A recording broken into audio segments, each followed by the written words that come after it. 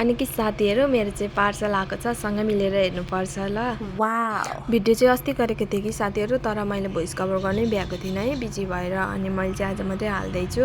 अनि मेरो बुढोलाई पनि धेरै धेरै धन्यवाद, यही भिडियोबाट पनि सम्झेको छु ल। मैले पर्सनल पनि भनिसकेको थिएँ र पनि फेरि सम्झेको।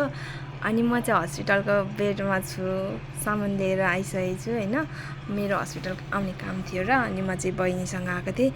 अनि सामान चाहिँ म घर पुगेर मात्रै खोल्छु भनेर सोचिरहेको थिएँ कि, तर फेरि एकछिन टाइम लाग्ने भयो हस्पिटलमा। अनि हामी चाहिँ भित्र क्याबिनेटभित्रै बसेर अनि म चाहिँ अनबक्सिङ गरिदिइहालेको है साथीहरू। मलाई चाहिँ एकदम खुल्दुली भइहाल्छ।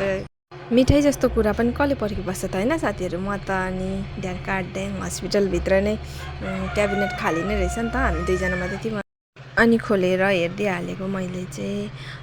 सामानहरू त खासै त्यस्तो पठाउनु पर्ने केही थिएन र पनि अब मान्छे आफ्नै गाउँको मान्छे आउँदाखेरि यसो पठाइदिउँ न भनेर मैले चाहिँ चक्लेटहरू मात्रै मगाएँ। मेरो चाहिँ चक्लेट बोक्ने झोला नै च्यातिएछ क्या, ब्यागमा हालेको नअटेर अनि झोलामै बोकेको थिएँ, पछारेर यता र उता हल्लेर चाहिँ च्यातेछ। अनि मिठाईहरू त मिठो मिठो पठाइदिनु भएको रहेछ।